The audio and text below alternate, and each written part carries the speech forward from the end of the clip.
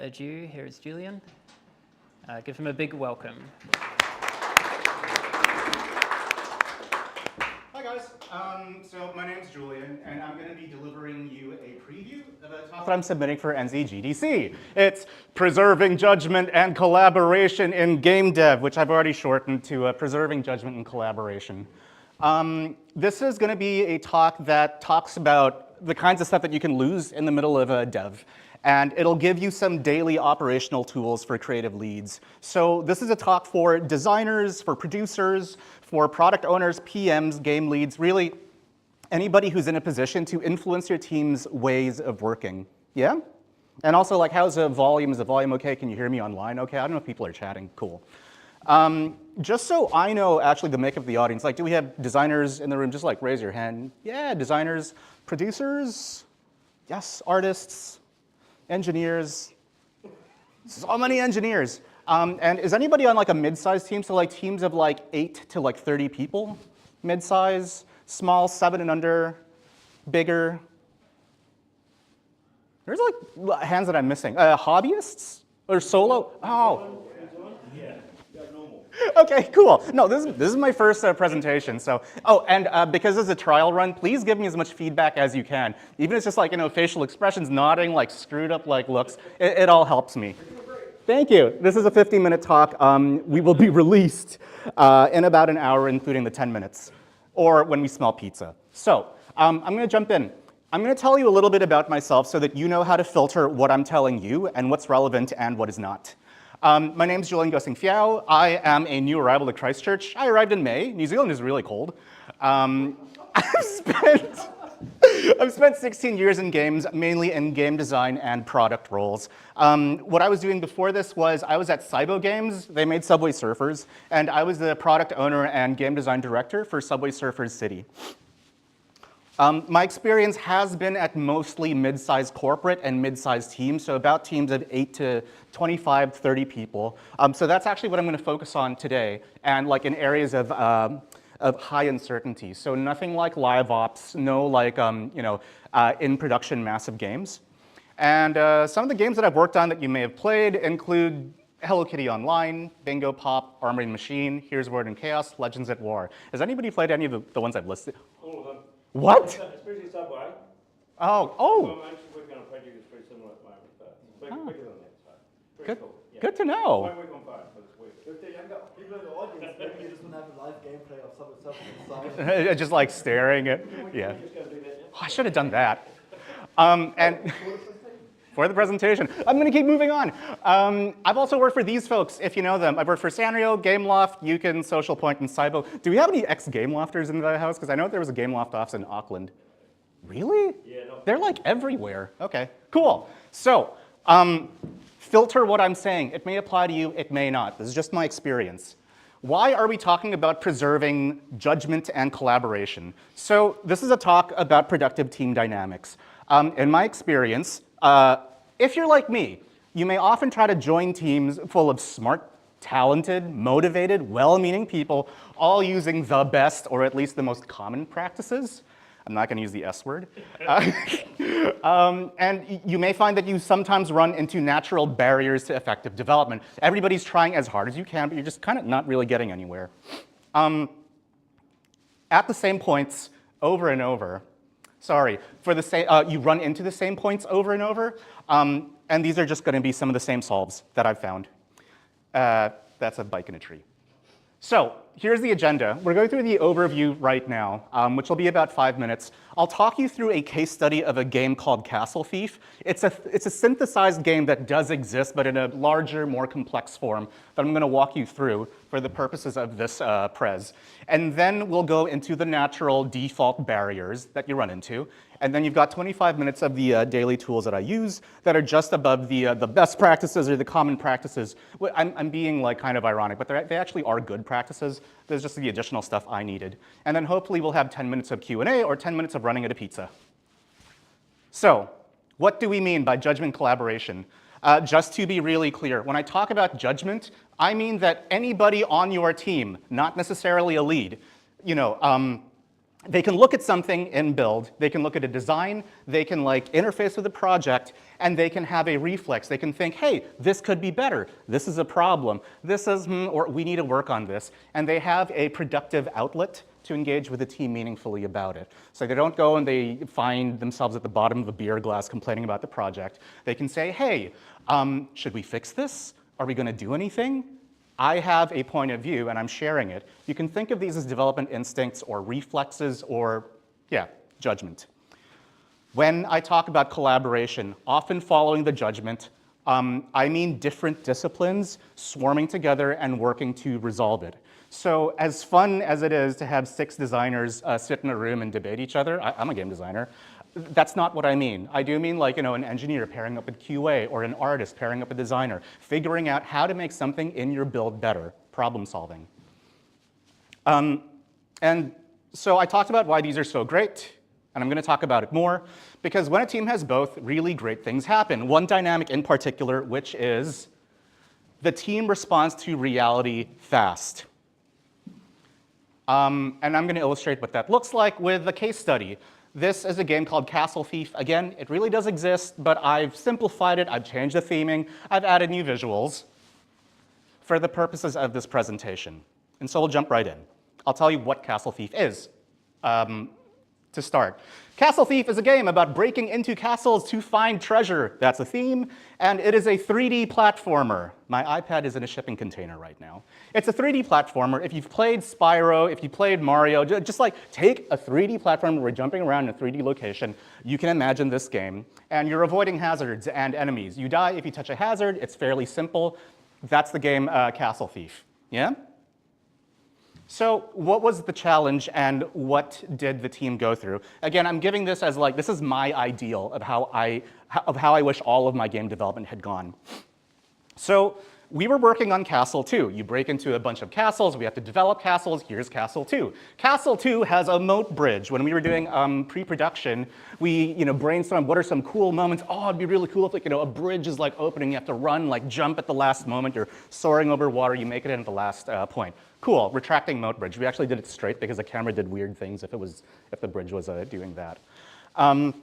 That's fine, and the thing that was tripping us up was that you were jumping over water, and water was causing us headaches. Why? Because this is a game where if you touch bad things, you die. The water is under the bridge. If you fall under the bridge, you die.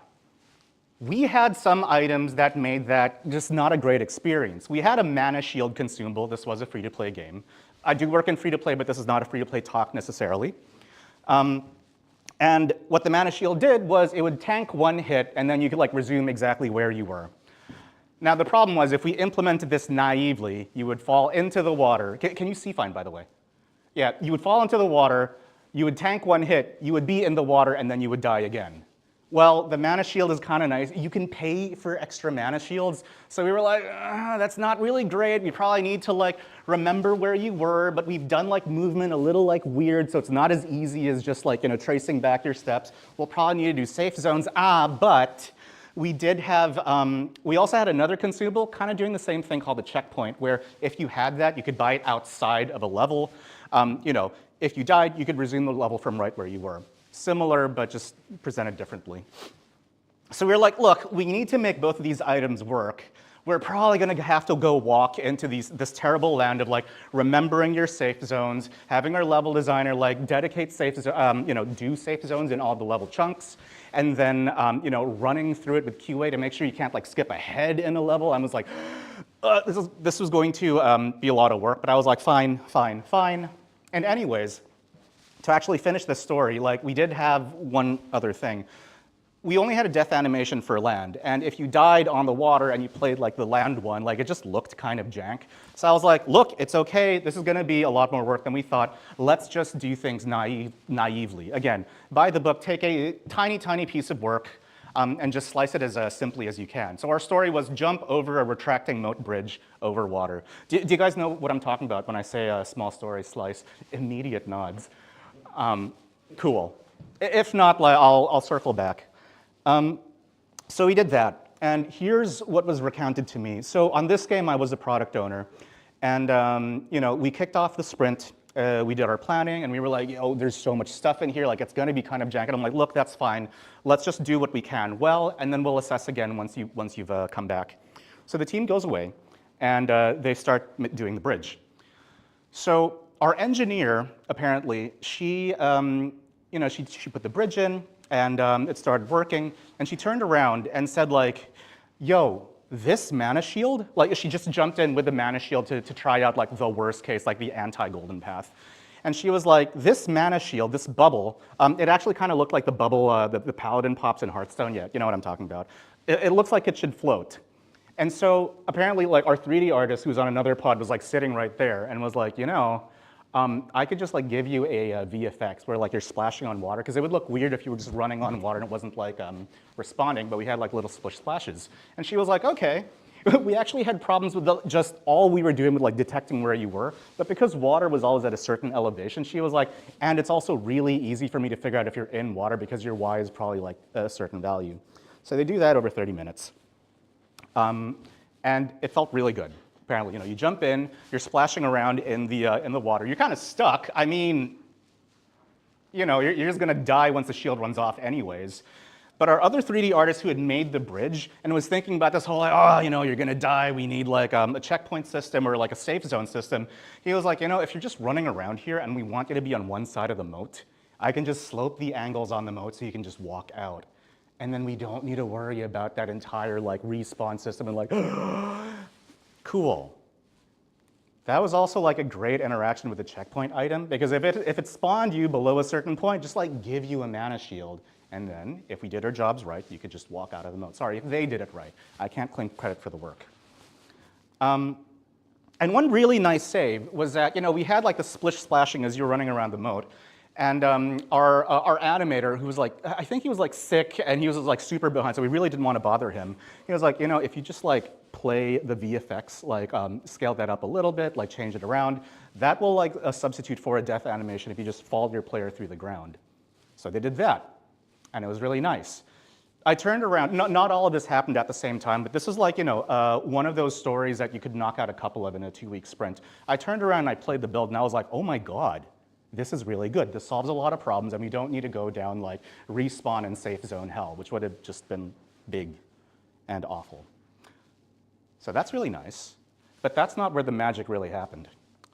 So beyond saved story points, our level designer was looking at all this play act next to him, and he was like, you are running around on the water level, and it's kind of cool to run around on the water level.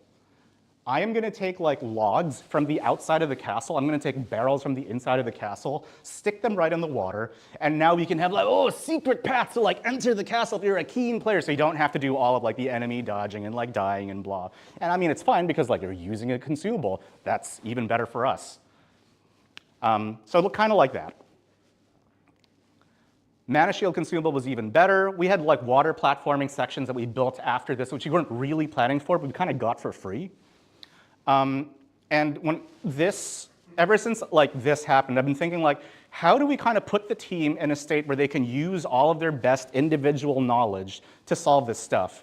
Because I've experienced a lot, like when I go away like with leads and we're like, okay, what are the things we need to like plan out work for? We might have gone down the road of the terrible level design blowing up safe zone. But this ultimately, you know, was the team responding to reality quickly, finding problems, fixing them, finding opportunities, fixing them, and then keeping that within the planning of the sprint. And it was great. This is on overscan. This TV is on overscan. You can't see the sides of the slide. It was great. You know, there was agency because you could figure out what your, what your goals were, but you could express yourself on how to get there. There was creative freedom. Things were just getting done. Everything is great. Cool. So that's like the good case. But I did talk to you about like what natural barriers, right? I'm going to get there. So this is where preservation comes in. If that is the positive outcome of judgment and collaboration, TM, what is the opposite? And again, we're remembering, like, I'm sure we've all joined dysfunctional teams as well, where some people are just like checked out or, you know, whatever have you. This is given a motivated, talented, smart team, best intentions, best practices. In my mind, it looks like this. It looks like large amounts of work appearing to get done, but the build or the project trajectory just not reflecting it. So I'll dive into that. What would that look like for the case on Castle Thief? Midterm check-in. Do you feel like you're following Castle Thief? Is it like, yeah? Okay. What would that look like?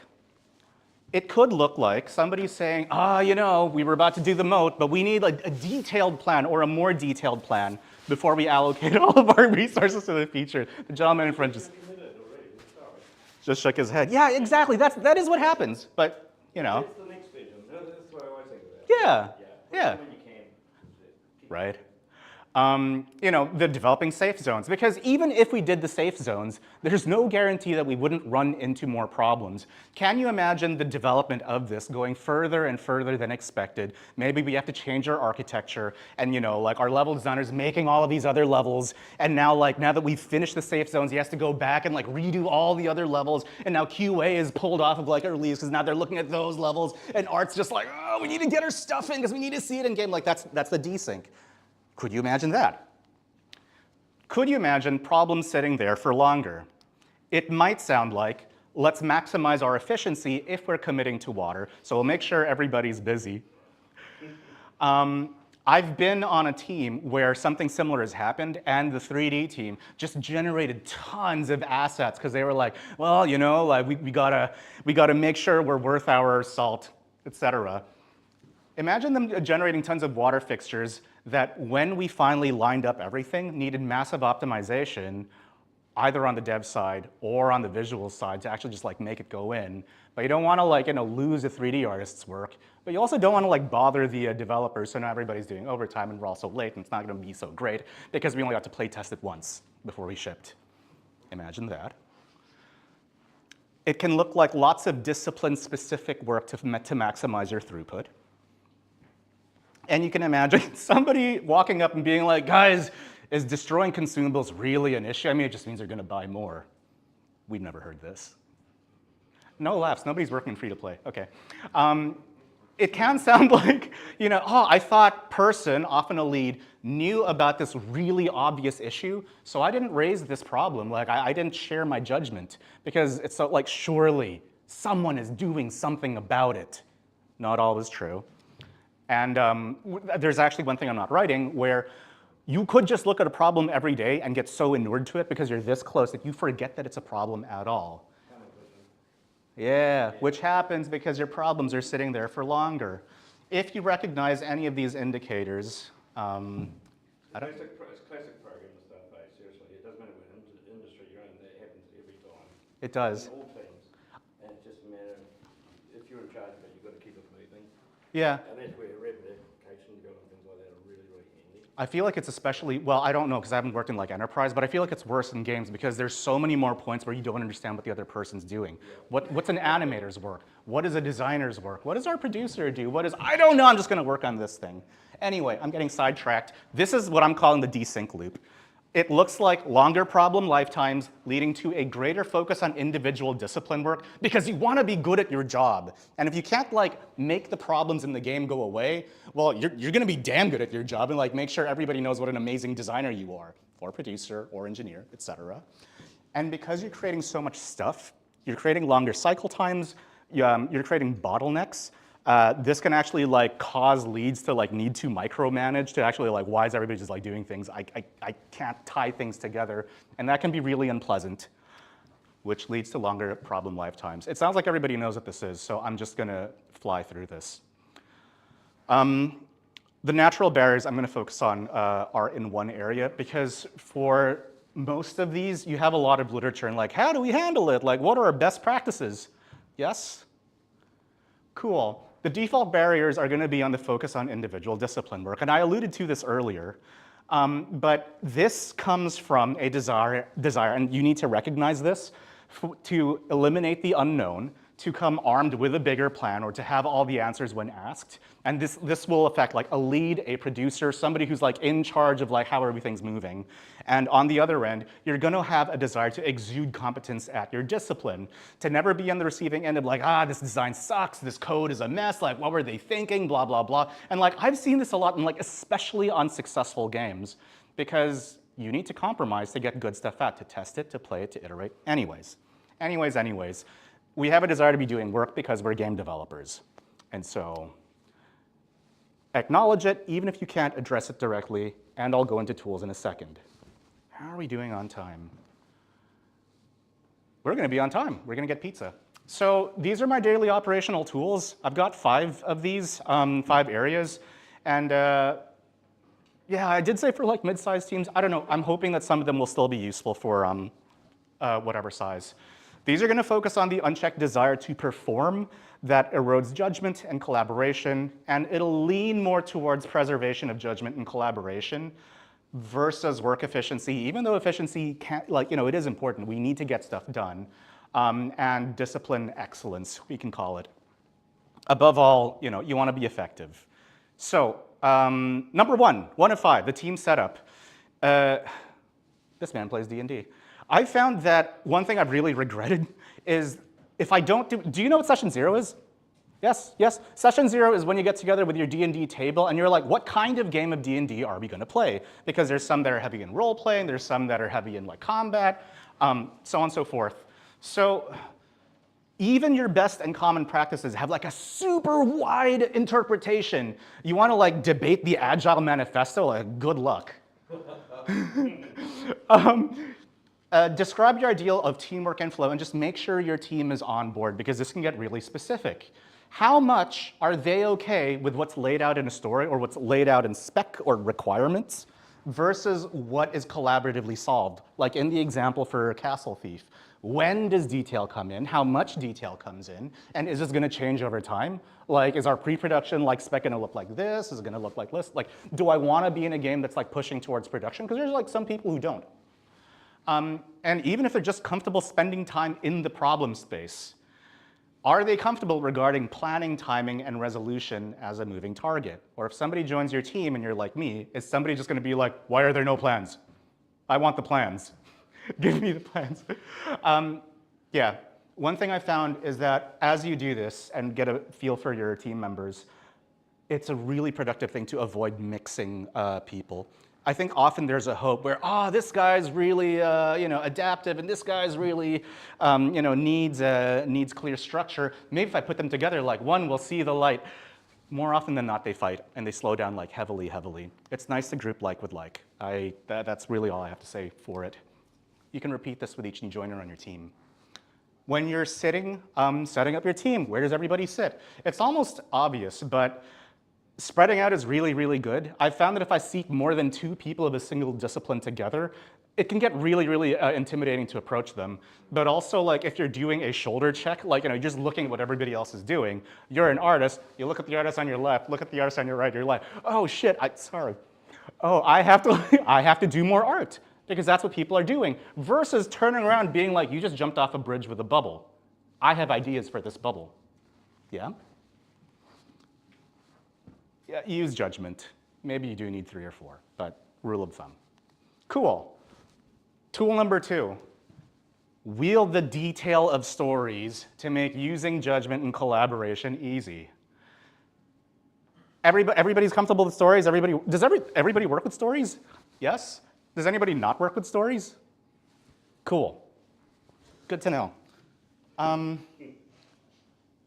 No, I'm just reconfiguring like what the assumptions are.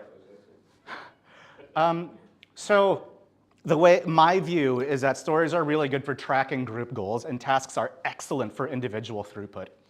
So if you're intentional about when you use stories and their detail and resolution, you can get, I've found that I can get dynamics like the Castle Thief moat. Here's a story example. I don't know if I need to go into detail with it. Is anybody interested in seeing what I think a good story is like? Yeah? Okay. So it's an action in-game, and the description is, as a player, I want to jump over retracting moat bridge over water in Castle 2 so that I can feel excitement, urgency, and variety. A little bit of fluff, but you get the idea. And the ACs are quite non-specific, non-prescriptive, that is. What are ACs? Oh, acceptance criteria. Thank you. Player agency is not good too. Right. Player agency, say you're fortunate player to do something that you play the game, keep them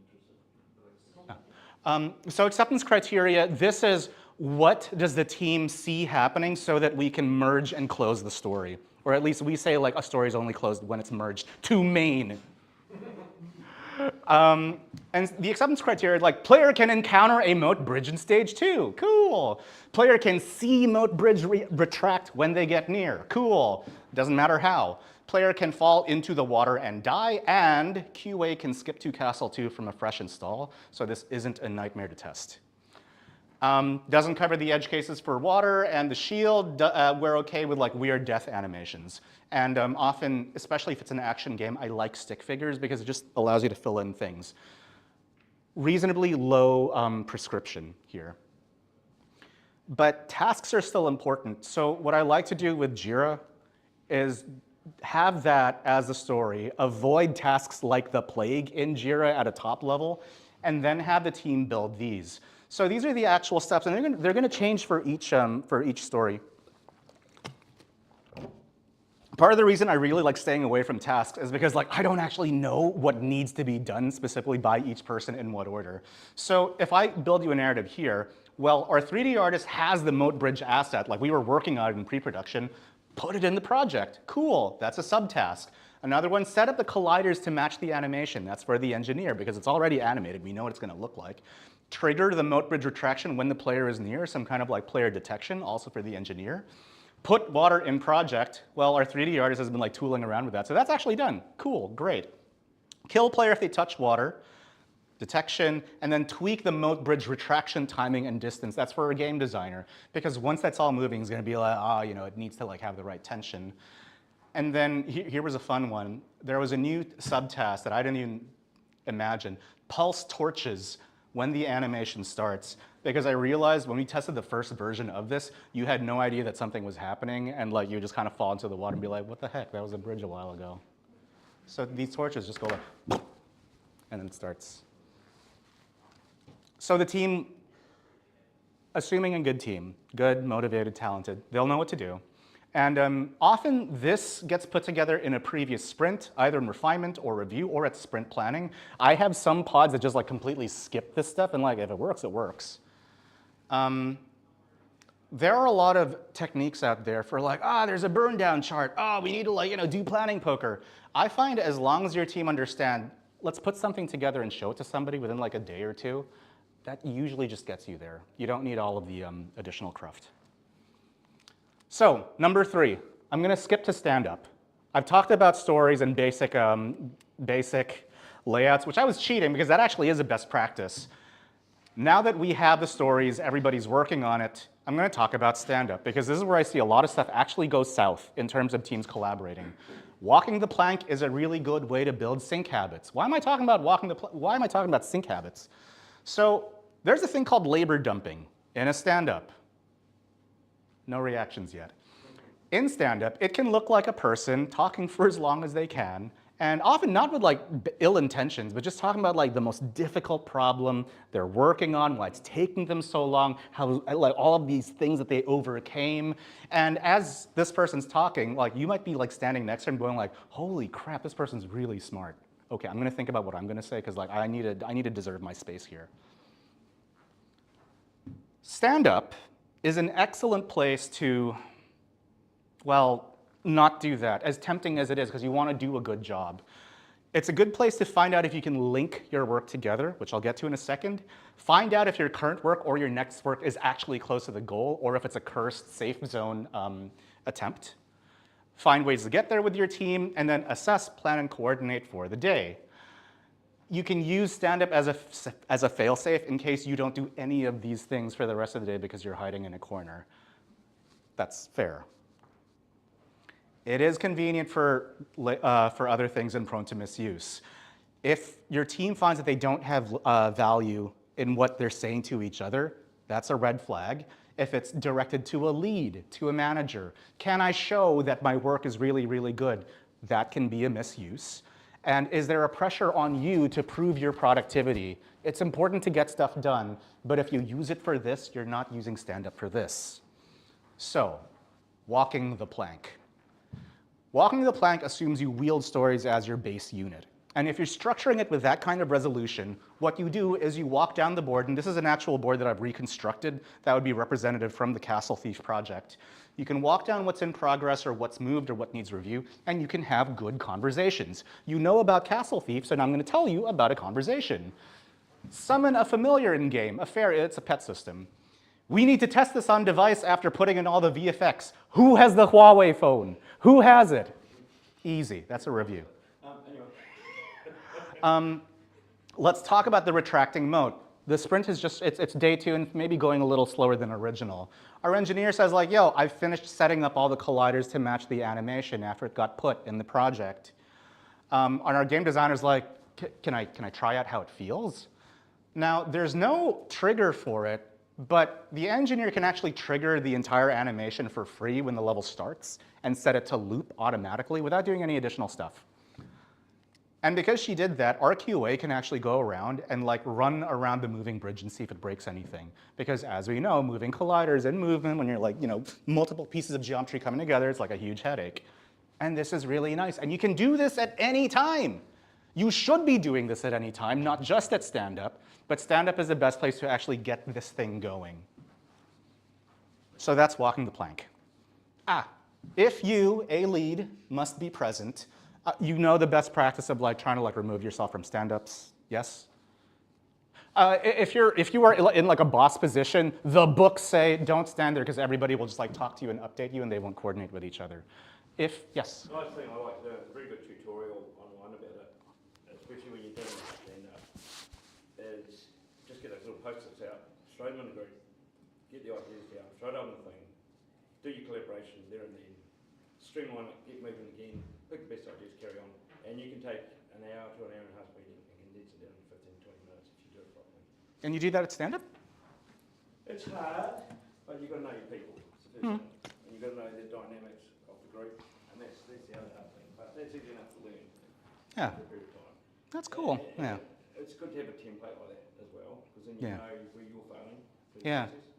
That's interesting. That's different from what I've done. But I'm just going to like finish this loop and talk about the idea of like not being in the thing as a lead. If you have to join, because for a lot of smaller teams as well, like you're the PM, but you're also the game designer, you're also doing some code, etc.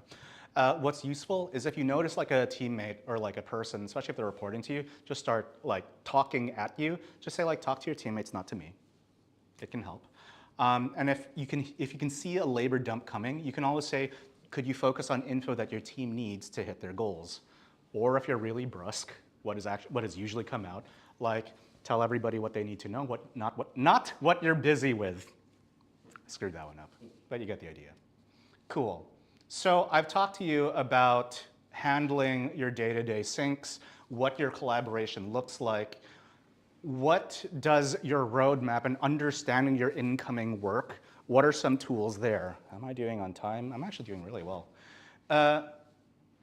Deal with it collaboratively. I'm going to talk about planning days and asteroiding and how you use the cursed software Jira. Who's using Jira? I'm getting ads for it constantly. Yeah. That's my Jira. We're so much better. I probably shouldn't have said that out loud. Jira there can be a lot of tripping up points in Jira. Anyways, I'll talk about this. How and when do you bring detail to a story? Because I keep on talking about like the moving planning horizon, right? Castle Thief's respawn trap, I'm not going to talk about more because I think you know it. Generally, if you're closer to working on a unit of work, you add more resolution. If it's far, far away, you don't do anything. And there's an asteroid metaphor because if you shoot the big asteroids before you're really ready to like deal with it, you have all these tiny asteroids like screwing up you, your game, your project.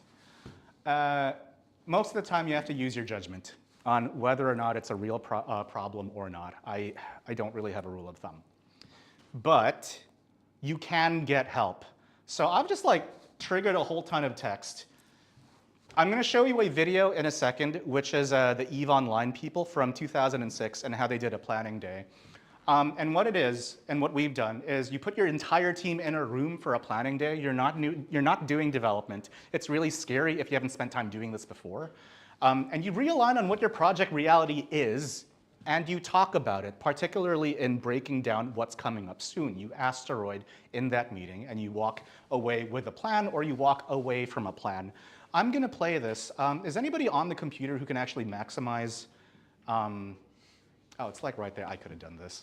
And what you get when you run YouTube, you'll get an EVE Online ad at the moment. It's really good. Excellent. So let's just watch this time lapse. This is actually 48 hours because this is 3 studios. This is Reykjavik, Shanghai, and San Francisco. You can see the video conferences going on here, and you have individual pod tables where they're setting up Post-its and work on the walls. I don't have one that I can share, but our planning days look very similar to this.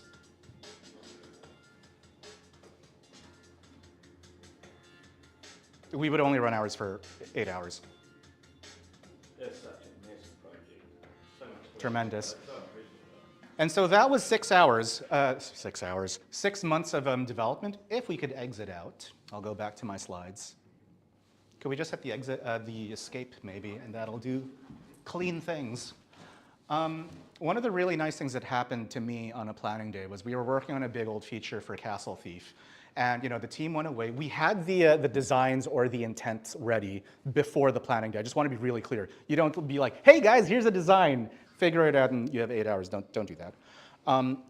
We went away with one team. They were like, how do we realize this and what's it going to take? And we had like a pretty good idea. We did some like swag estimates, scientific wild ass guesses.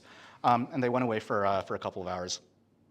They came back and they realized, holy crap, to get like a bare minimum skeletal version of this feature that probably we don't believe will be fun, we will need about 6 months.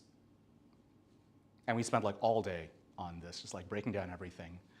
The really nice thing is we walked away from that too. That could have been our safe zone misstep. And I think that one planning day saved the project more than anything else I remember. But that's a nice thing that you can do, and that's the nice outcomes that you want to have. Let's see what happens if I hit forwards. No, yes.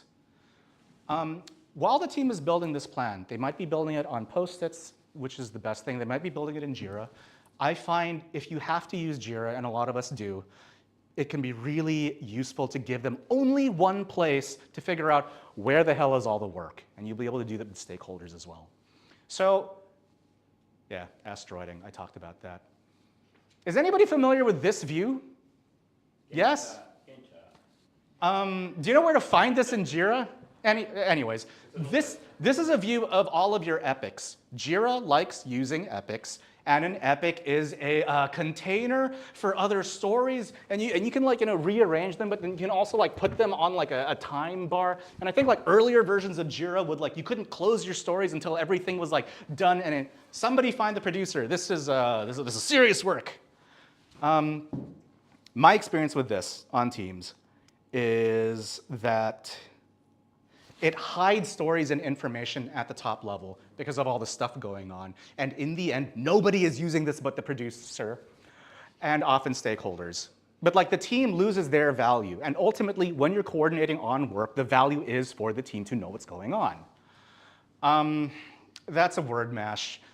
But what I've seen a lot of teams do is whatever they might go in, fill in all the fields, or like populate an epic with everything they can think of, being like, I can't close this until it's done. Okay, I'm gonna like spend all of my time trying to like implement these individual stories, and that can lead you into your safe zones, into your features that are cursed.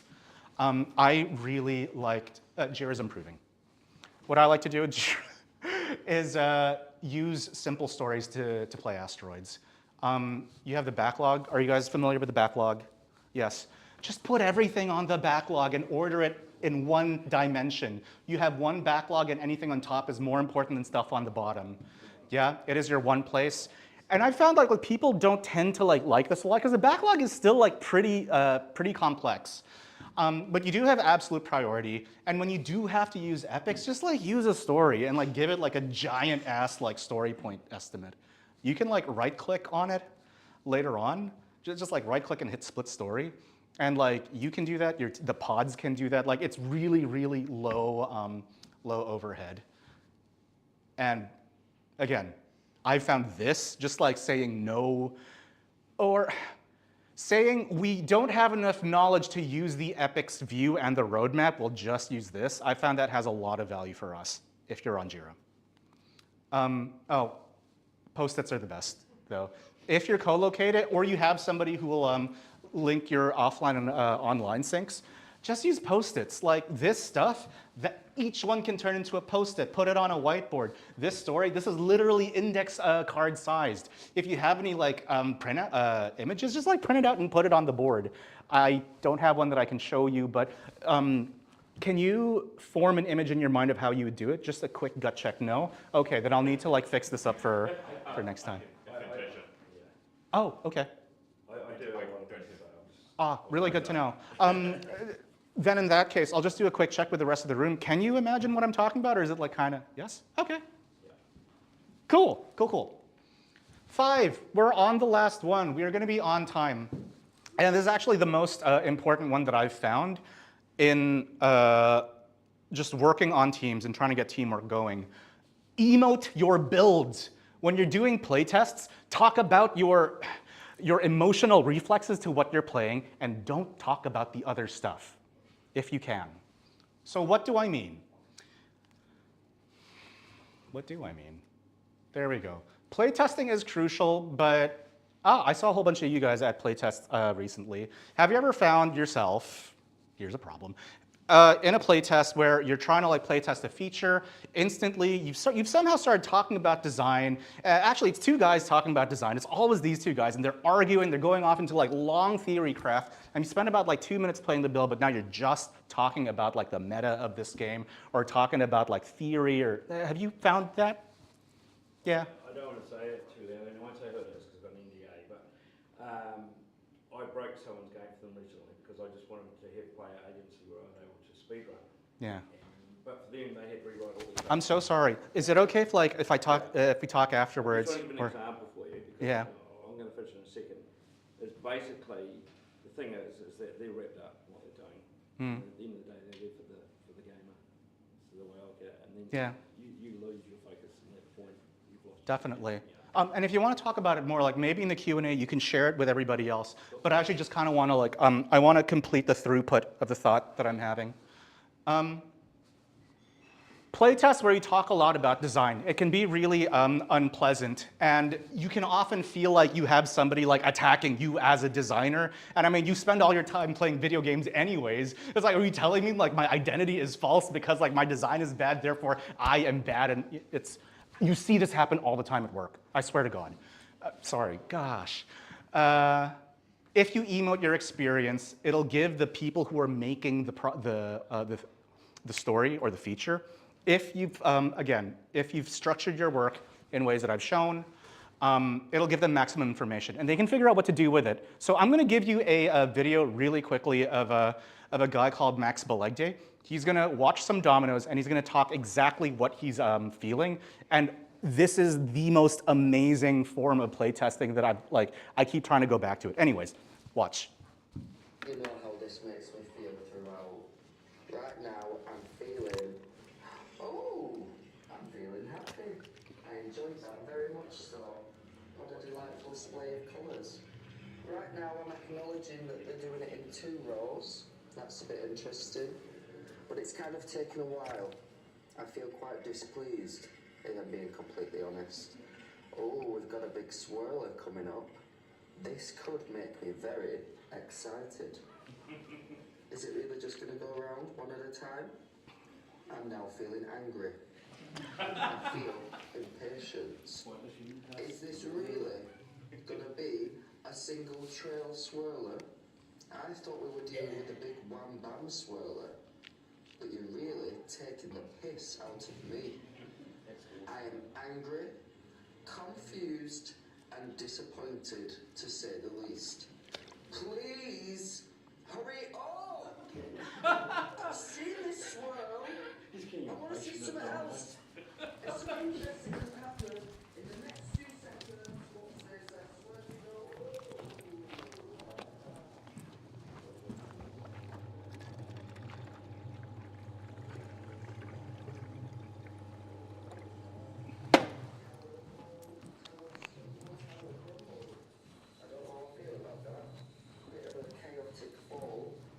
makes me feel slightly uneasy.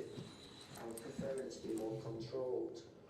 Right now this better lead to something good, because I am on the edge of rage.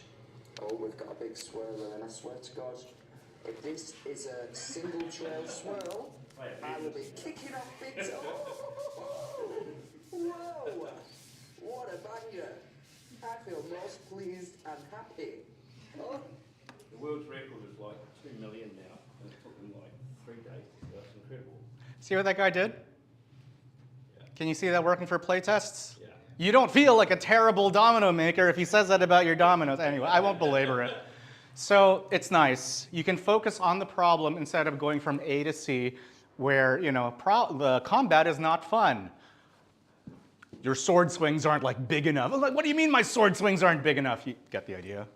It avoids triggering the debate or reflexes of being judged by your peers. And again, it allows the team to focus on problem space. And if you're structuring their work in the problem space, this gives them wings if they want to fly, if they want to. Pair this with your sprint reviews. Just a really quick note. If you pair this with your sprint reviews, I don't know how common this is a problem, but sometimes in a sprint review, you can just like be sitting there looking at all of your work, like, well, we didn't close that. I need to do this. We didn't close this task. I need to do this. We didn't close that. All right, we're going to put that in the next sprint. Cool. All right, producer's going to go away and like show the Gantt chart, and like stakeholders are going to be like, guys, I'm going to defund your game. If you're finding yourself in this loop, it can be really nice to just have a sprint review with a demo, because you are shipping stuff and merging stuff really, really fast with teams that know how to like close all the gaps or catching the cracks. Having these play tests go on because your studio knows about it, and then you're giving everybody cookies, and people can talk about their real fears or real wants, and you don't have like, I heard through somebody else that this person who's really important wants to defund our game or like close it, doesn't like our game. We're gonna do hats. I don't know. You know what I mean? Pizza. We're gonna do pizza. Cool. That's actually it. Those are my 5 tools. Yeah, holy crap. Let's do a really quick sum up. I didn't think I would hit time. So teams that can wield judgment and collaborate to act are fast and effective. It's not just like walking around like without a plan. The desire to perform is noble, but unchecked, it can and often does result in murky progress, and that's how you know you have this judgment collaboration issue. And effective collaboration hinges on a moving target of planning resolution. It is really hard to get right, and it is even hard to get right consistently, I think. Maybe there's somebody better than me. Use the tools you have and pursue your ideal. If you didn't already have an ideal of how development can go, at least now hopefully you have a reference. And now hopefully you have a couple of tools. So that's it. My name is Julian. I like surf skating. I like improv and theater. I'm new here. I'm going to be in Christchurch or bust. This is where my wife is from, so that's how I've appeared. I enjoy solo dev or tiny teams of 2 to 3 people. And I intend on trying dev for PC and Steam. But to be honest, I don't really have like super concrete plans. So, we'll just see what's up. Any questions? Now I'm done. Couple of quick ones. I know you put that name there, but if you're here, would you go on to the Kiwi Jam? We've got Kiwi Jam coming, which is nice for small teams. Oh, Game Jam. Yeah, totally. Yeah. Sure. Cool. Talk these guys fast. Oh, yeah, okay. Yeah, brilliant. Thank you. That's really appreciated. Yeah. I was going to ask what else you do right now in Christchurch, but I guess you always said that. Thanks, great talk. So like you talked about kind of setting up a culture where like individual team members can kind of like look at the build and be like, oh, okay, this isn't quite right, or this could be better, and then kind of adding work to improve it sort of in flight, I guess. Like I'm curious to know like how that works with like estimation and scope. Like presumably you've already brought the story into the sprint. It had maybe some story points assigned, and now we're iterating on it and adding scope. Like how do you sort of navigate that? Totally. So what we do is what we use the story points for is trying to get a figure of like roughly how much work is a team going to get through. And really honestly, like it's usually off by a bit because it's an estimation. It's like forecasting. It's not going to be exact. I'm going to touch really quickly on how we regard story points. So in the teams that I've been in, we use complexity, or like the amount of interactions between different people, as a big one. And almost all work we do is structured as a story. So, you know, we might have like, oh, usually a 3-point story with just an engineer and a QA takes about a half day to finish. Because that's like kind of known, it's like the volume of work, there's like minimal interactions, but sometimes we'll have like a 5-point story like the moat bridge, actually. Because, you know, we need a 3D, we need like our game designer, we need our engineer, we need our blah, we need our blah. Like they knock that out in one day. So that gives you a rough idea. But also when you're structuring your story, I'm going to go back to it.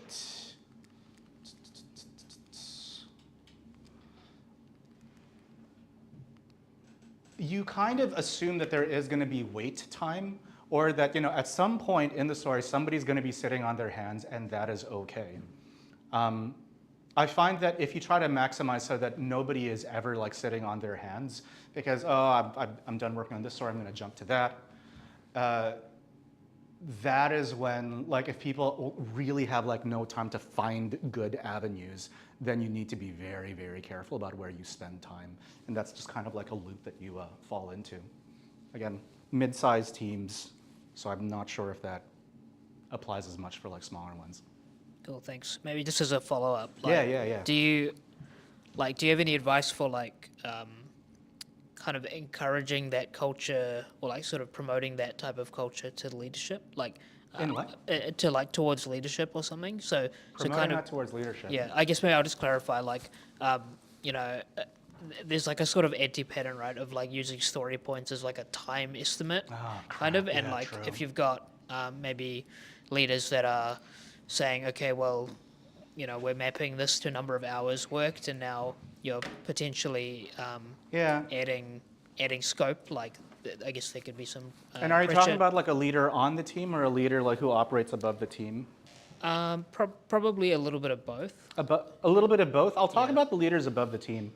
So one thing I found is that if they don't have the build in their hands, they will focus on any metrics that they can get. And a lot of the time, they're not game developers. The first thing that I like to do, where did I just go? I like to put builds. Huh? Sorry, 1 second. Shoot.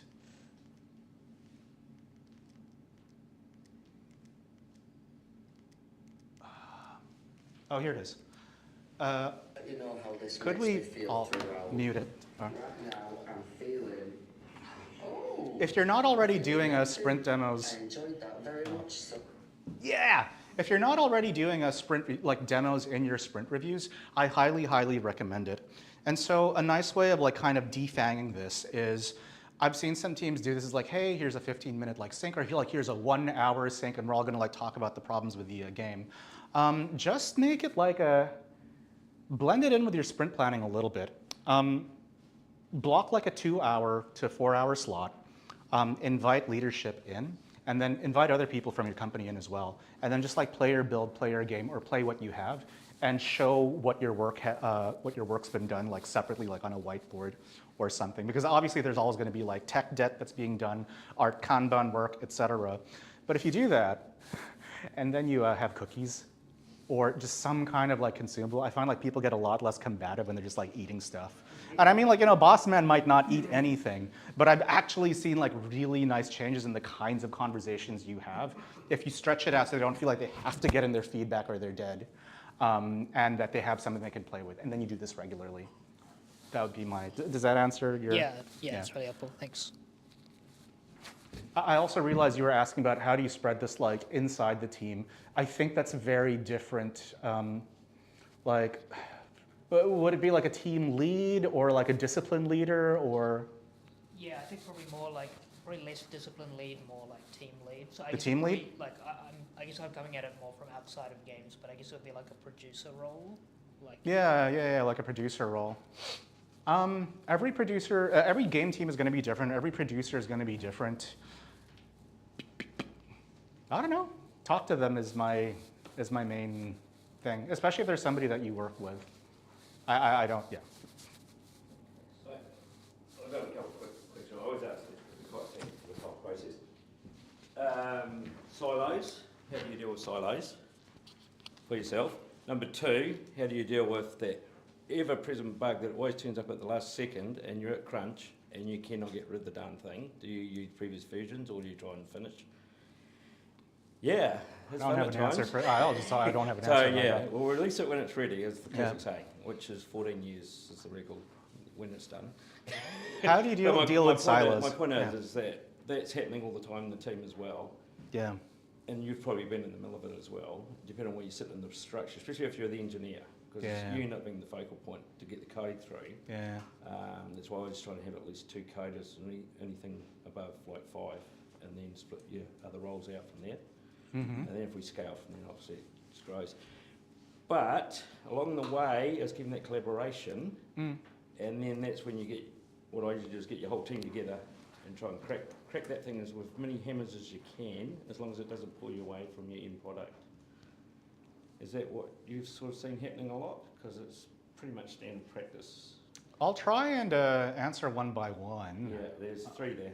Yeah, I realize you might have to jog my memory. Yeah. For silos, I find them really, really hard to crack if they're there They're already. impossible. So it's communication. It's why I lean so hard on spreading out disciplines. But I mean, I've been on projects where we start up with like one cross-functional group. Yeah, everybody like communicates well, and eventually the team just grows so big, and then I turn around and like, oh wow, there are 4 engineers sitting together. They don't want to work in anything else because tech debt is number 1, and like we're not thinking about like the stability and the scalability, and I'm like, do you add milestones in?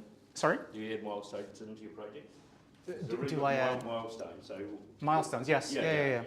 I mean, what I found works for me is I subscribe to the deadlines theory, where if your scope may change, but if you are good enough at like shipping things that are working, well tested at the quality bar, in theory you can release with anything. So that's, yeah, I use those. What were your other questions? Okay, the nice one is the gnarly one. You get to the very end, you're about to basically. Oh, the bug. Yeah. Right. Okay. So one thing that I've realized recently, and this is kind of based on just me working as a programmer, so don't take this as a gospel. If I experience a bug, I drop everything to fix it right now, and then it doesn't bite me later. Because whenever I've been like, oh, I really need to make X thing, and I should really go for it, and I drop that bug down, it becomes like 10 times harder to fix. But otherwise, like if you're behind it, like you just have to put everybody on it. Or you also ask your designers who are avoiding the 4 engineers sitting together, like, can we think of a way to minimize it? Do we have workarounds? Do we need to fix this? How do we minimize like the severity of the bug? I have a personal question. Do you really, really love forced perspective games? Because you've been tied to Subway Surface, and you just is it your like? Oh, that's really funny. Yeah, I actually do. Not related to that. I thought you were like at a playtest or something. Yeah. But I like forced perspective because you know exactly what the player is going to be looking at, and you don't have to grab their head and make them look at something. It's nice to code as well, because you can do so much, and you can get the timings and everything, and do just so much with the engine. So it's all fun. No, for sure. Hey, I got some notes I'll mail to you, but a couple of things I thought might be useful for everybody. Thank you. Oh, yes. One of the most powerful things that happened in your example, your case study, was when you said, we know there are issues, start working on it, you'll figure it out. That's so important, and I think you should feature that even more. It really speaks to sort of the Mark Cerny, like, I got it written down, like method thing of like pre-productions about answering the toughest questions, but we can't get into the details until we're actually making it. That's really great. Another thing that came up, when I was working at Frog Design, we had this coffee time thing. Every day at 5 p.m., everybody got up from all their different projects and got coffee together, and more problems were solved across teams during that time. So it's not just transdisciplinary communication, it's trans-project and team communication that can be super useful. And despite some of the results of sport, on the sport team, we also did that. Like every Friday, we just all hung out together and played board games and had beers, and that helped solve problems across a very complex systemic game. So I got lots more, but yeah. Thank you. No, thank you. That's so available. I should ask a question. I'm sorry. I don't know how we're doing on time, but The pizza, there was a malfunction with on to order. So we've actually got, we'll let you know when the pizzas are here. But Sure. Well, my time is booked for 3 more, so maybe 1 or 2 more questions. Because you said that you guys are going together to like fix problems, right? But let's say you guys are working together to like find more ideas. How do you define or find out that an idea or problem-solving method is actually too problematic to implement? Like, even though it's a cool idea and probably would work, like it's too much. Like, how do you find, or like how do you figure out that something is too much to implement? Oh, sure. So what does that loop like? I found that when I try to put a full-size team, 7 people or so, to all solve like a green field problem, it gets really, really tough. Actually, even with 3 people, 4 people, I've seen people get like really lost or like just jump into solution or like desync. If we have a tough problem, I will either go to like to the leads group and figure that out if it's like a mid-sized team, or I'll ask like 1 to 2 people who work together really well, be like, can you come up with something that's like roughly in the ballpark? And then we'll take it to the larger team afterwards. And then we'll see if there are any big problems. Because the nice thing is if you have like just 2 people like taking it, they'll come out with a skeleton and then they can just like poke people who are like sitting next to them. Again, assuming you have a cross pod. And they'll kind of like hit walls early. And then once they have like that reasonably strong, then they can like scale back and like bring it into a meeting. But I find like those informal interactions are like super useful. And I find like 2 is the magic number if you need like cross-discip stuff. I have a little addition to that. With your jury, you met backlog before, and I said, Tim noted to him, and I said, if you've done things perfectly, you'll have no backlog, because it's a classic thing. But we know that's impossible, but it's a very good point of reference because it's collaborating all the data, hopefully in the same place where all the faults are. So you've got a point of reference for all your failings throughout the process. So you can jump back in there every now and then and flick some tasks out if you've got spare people and stuff like that. It's really handy to tidy things up quicker. No, for sure. So I wasn't familiar with green field. What did you mean by? Like, You could do anything. You could do anything. Okay, that was my assumption. But I just wanted to check. Blue skies. No, blue skies is the, is that the saying? Yeah, I don't know. I will let it hang for just a little bit. But How do you... so if you've got your team playtesting the game together and emoting through it, how do you navigate if multiple people have very different ideas of how something feels? If you just take it on. And the nice thing is you can never argue against somebody's experience because they're feeling what they're feeling. And the team, when I say the team, the 3 to 4 people who are working on that thing that they've just reacted to, they can make a judgment on their own. The nice thing is, because it's so subjective and you accept it, you don't have to argue about what the best plan of attack is, and now you're working on the safe zones. Did I answer? I think so. Thank you. Pizzas are here. applause for Julian again.